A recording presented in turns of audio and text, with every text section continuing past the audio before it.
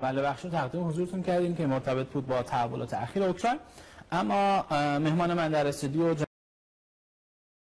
جناب آقای محی‌الدین کبیری، رئیس حزب نهضت اسلامی تاجیکستان هستند که یک بار دیگه افتخار میزبانی ایشون داشتم، اما باز همین افتخار رو دارم. آقای یانوکوویچ نه تنها به خاطر آن که به روسیه نزدیکتر میشد این مشکلات را بالای خود آورد، بلکه تلاش کرد که آزادی های بیشتری را از مردم سلب کند، بگیرد. و مردم اوکراین هم خشم و غضبشان علیه آقای یانوکوویچ نه به خاطر سیاست‌هایش در قبال امریکا یا اروپا یا روسیه بود، بلکه به خاطر آن بود که واقعا آقای یانوکوویچ در مقایسه با یوشینکو و حکومت قبلی یک قسم از آزادی‌های مردم را گرفت و واقعا هم اوکراین برگشت به حالت قبل از انقلاب که فساد گسترده در این کشور بود و آقای یانوکوویچ نتونست پیش روی این فساد اداری را بگیرد و سوال مردم هم بیشتر در همین بود. اما برگردیم به سوال شما که آیا این حالتی که در اوکراین هست رقابت ابرقدرت‌ها را در منطقه شدیدتر خواهد کرد یا نه؟ پیامدهاش در آسیا مرکزی بله، به نظر من جهان امروز تقریبا تقسیم شده است بین ابرقدرت‌ها. رقابت تنها در اطراف کشورهای پساشوروی هست، قفقاز، آسیای مرکزی، و الان می‌بینیم که اوکراین هم قربانی این رقابت‌ها شد و روسیه مسلم است که شدیداً دفاع از منافع خود در این منطقه خواهد کرد، چون این منطقه از حوزه منافع ژئواستراتژیک روسیه حساب می شود و تقریبا اون رو یک حوطه خود می داند یا باغ از باغ‌های خود می داند که به هیچ کس حق ورود شدن با اون رو نخواهد داد. ولی طبیعی است که با اون ذخایر انسانی، ذخایر انرژی و امکاناتی که منطقه دارد، دیگر ابرقدرت‌ها به خصوص غرب هم آرام نخواهد نشست و تلاش‌های برای وارد شدن به منطقه خواهد کرد. به نظر من آسیای مرکزی بعد از اوکراین صحنه بعدی این تلاش‌ها و این رقابت‌های ابرقدرت‌ها در منطقه خواهد شد. سوال این است که آیا تأثیر اوکراین به کشورهای آسیای مرکزی در کدام اونی که تأثیر دارد شکی در آن نیست، ولی کی در چه فاصله زمانی این اتفاق خواهد افتاد؟ اینجا اختلاف میتواند تنها در زمان باشد، ولی تقریبا هیچ کس شک ندارد که این اتفاق حتما خواهد افتاد. مشکل هم در آن است که حکومت های منطقه در این 20 سال اخیر از خود هیچ آمادگی برای اصلاحات داخلی نشان ندادند. همونطوری که 20 سال قبل این حکومت ها با همون شیوهی که جامعه ها را مدیریت میکردن، الان هم با همون شیوه دارن پیش میروند و اینجا حتی فرق نمیکند که کدام از اینها قوی تر است، بایتر است، کدام فقیرتر. حتی قزاقستانی که از لحاظ اقتصادی با داشتن ذخایر هنگفت نفت و گاز در مقایسه با کشورهای دیگری مثل تاجیکستان و قرقیزستان فرق میکند، احتمال سر زدن این حادثه حتی شاید در قزاقستان هم بیشتر باشد از اونی که در کشورهای نسبتا فقیر مثل تاجیکستان و قرقیزستان باشد. جناب استاد کبیری، فکر میکنید که رقابت غرب و شرق، مسکو یا عرض بکنم که روسیه با غرب و اروپا در این میون چه تأثیری داشته باشه؟ ببینید، حتما روسیه از منافع خود دفاع خواهد کرد. اینجا دیگر بحث رقابت نیست. نمیشه این حرکت های روسیه، یعنی هر رقابت نیست، ریشه های دیگه ای هست. حتما اینجا ببینید، ما نباید همه چیز رو در بحث رقابت بین ابرقدرت ها ببینیم. خب طبیعی است که اینا رقابت خواهند کرد، ولی یک بار دیگر ببینیم که خود مردم، ملت ها چی میخواهند. مشکل در آن است که روسیه معمولا با حکومت ها همکاری میکند و تجربه کار با ملت ها، با مردم رو ندارد که این یکی از نقطه های ضعف روسیه هست. در برعکس روسیه، حکومت های غربی، امریکا و اروپا در برابر همکاری با حکومت ها، با دولت ها که همکاری بدی ندارند، باز با قشرهای گوناگون جامعه هم همکاری دارند، با جامعه شهروندی، با رسانه ها، با شخصیت ها، احزاب و این نقطه قوت اونهاست و ما هم بارها از شریکان خودمون در روسیه و کشورهای منطقه هم دعوتمون این بود که خب بد نیست که در کنار همکاری با دولت ها همکاری ها رو با مردم داشته باشن تا اینکه مردم رو به خود جذب کنن. اینجا دیگر بحث رقابت قدرت ها نیست بلکه بحث مناسبت و ارتباط با ملت ها هم هست. اگر این روند ادامه پیدا کند و هیچ تغییرات در رفتار ابرقدرت های منطقه به خصوص روسیه در قبال ملت های منطقه نباشد، من فکر میکنم که در آینده هم روسیه دشواری های دیگری هم خواهد داشت و مجبور است که با ملت ها سر و کار بگیرد. دخالت در امور داخلی کشورها توی میون کجا معنا پیدا میکنه؟ ببینید کشورهای منطقه با روسیه عضو چندین سازمان ها هستند. یکیش سازمانی که الان شما در مقدمه هم پیمان امنیت دست جمعی، سازمان همکاری شانگهای که برای علاوه از با کشورهای منطقه چین هم عضو این سازمان هست و یکی از مهرهای کلیدی هم هست و سازمان اتحادیه کشورهای همسود که همه کشورهای پس شوروی عضویت آن را دارند، فقط گرجستان از اون بیرون شد.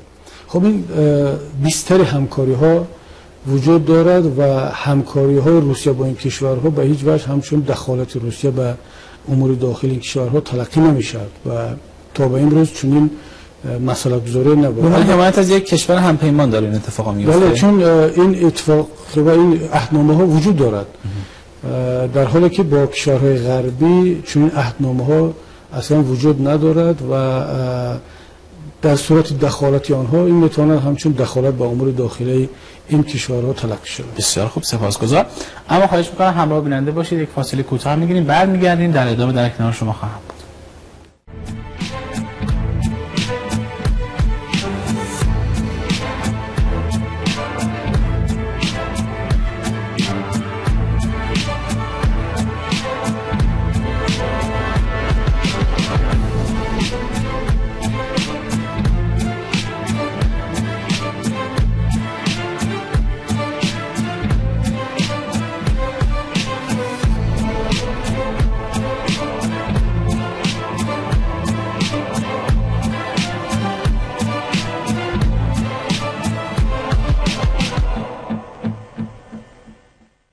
بسیار سپاسگزارم از همراهی شما. جناب استاد کبیری، وقوع هر گونه بی‌ثباتی و ناامنی در آسیای مرکزی و قفقاز توسعه ناامنی در کل منطقه رو به همراه خواهد داشت. به نظر شما اصلی ترین عامل ثبات و تامین امنیت در گروه چه عاملی میتونه باشه؟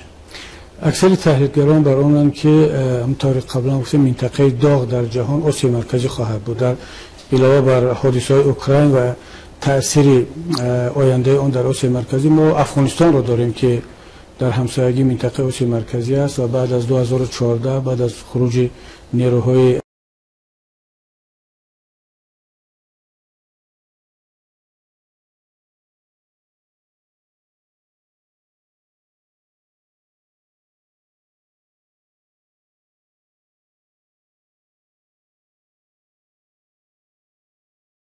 بیشتر خواهد گشت و حتی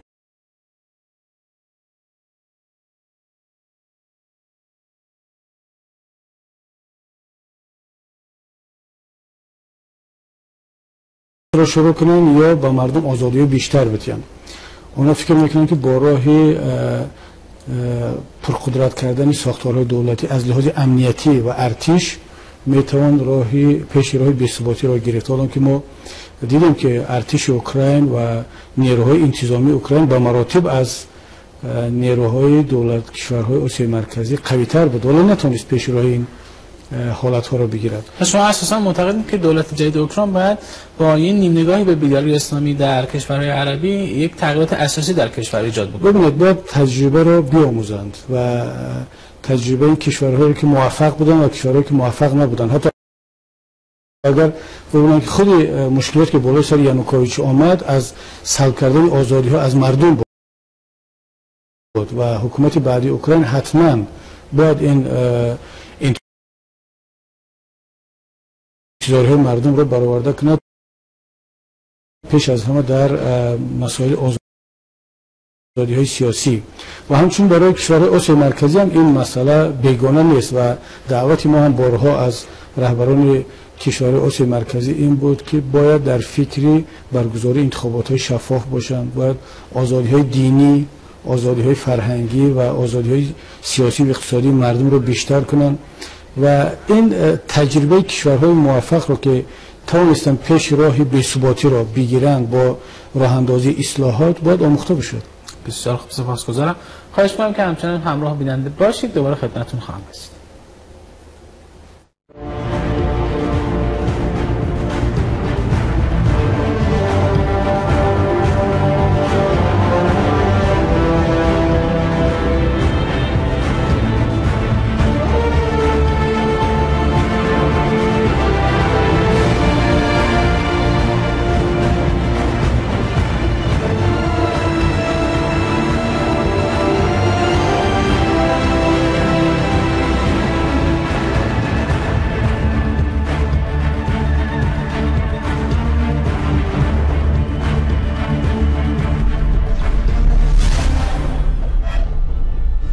ممنونم که دوباره برگشتید. اما مهمان من همچنان جناب استاد کبیر رئیس حزب نهضت اسلامی تاجیکستان هستند. جناب استاد کبیر، رویکرد همگرایی تا چند اندازه میتونه در چارچوب ساختارهای همچون سازمان همکاری‌های منطقه‌ای در تعدیل اوضاع امنیتی خاصه تاثیرگذار باشه؟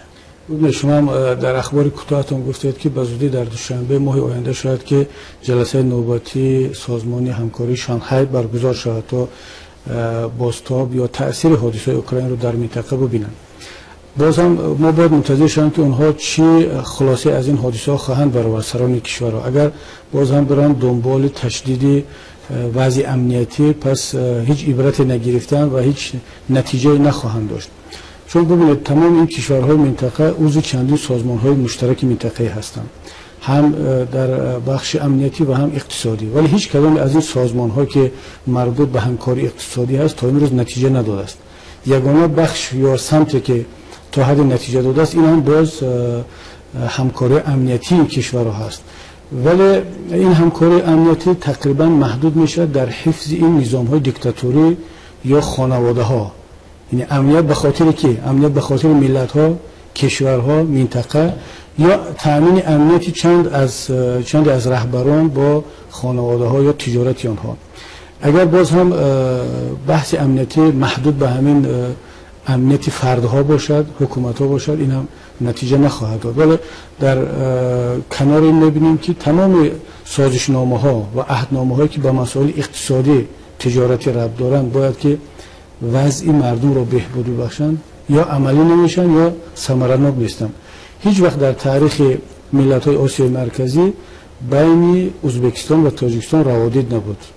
با وجود اینکه ده‌ها سازشنامه امضا شده است، امروز کشور همسایه ما ازبکستان در راه‌های خود را بالای مردم تاجیک بسته است و تاجیکان اگر بخواهند که نزدیکان خود را زیارت برند یا حتی کمترین تجارت را داشته باشند، نیاز به ویزا دارن، نیاز به ترانزیت دارن که کار گرفتن اونم کار آسان نیست. پس وقتی که در مسائل امنیتی و نظامی همکاری میکنن و خیلی راحت، ولی وقت زمانی که بحث تجارت و اقتصاد و سیاسی میرد که برنده اصلیش یا نتیجهش رو مردم و ملت میگیرد، هیچ پیشروی اینها ندارند. اگر اصلاحات در این رفتار رهبران کشورها، به نظر شما همین اصلاحات چقدر جدی گرفته شده در جمهوری منطقه؟ نه، تا به حال متاسفانه جدی نگرفتن. تا به حال هیچ فکری درباره راه اندازی اصلاحات برای بهبود بخشیدن وضع به عزم مردم داره یا عزم دولت ها؟ من نظر این است که شرایط امروزه بیشتر نیاز به اراده رهبریت دارد، چون مردم منطقه متاسفانه در نتیجه این 20 سال اخیر استقلالیت تمام امکانات خود را از دست دادن، هیچ تأثیر بالای قدرت ها و رهبران ندارن. اگر رهبریت خواست اصلاحات انجام میشد، اگر نه خیلی دشوار خواهد بود. ولی طبیعی است که حرف اخیر مثل که در اوکراین مردم زدن، باز هم مردم خواهند زد، ولی اون وقت هیچ کس کفالتی اون را نخواهد داد که نتیجه این حرکت های مردمی، تحرکات اعتراضی مردمی به چی خواهد انجامید. بنابراین همین دعوت ما هم از رهبریت همیشه این است که باید اصلاحات را خودشون شروع کنند مردم رو شریک بسازند، نه اینکه مردم شروع کند بعد اونها شریک شن. چون اگر مردم شروع کرد دیگر کسی نمیدوند که مسیر بعدی اون کجا خواهد بود. بسیار خوب، سپاسگزارم. اما جناب استاد اگر که موافق باشید که یک بخش رو آماده کردیم در خصوص تاجیکستان، چون میخوام سوال بعدی رو در خصوص حوزه تاجیکستان از شما بپرسم، با هم ببینیم، بعد برمیگردیم در کنار شما خواهم. در خدمت شما هستم.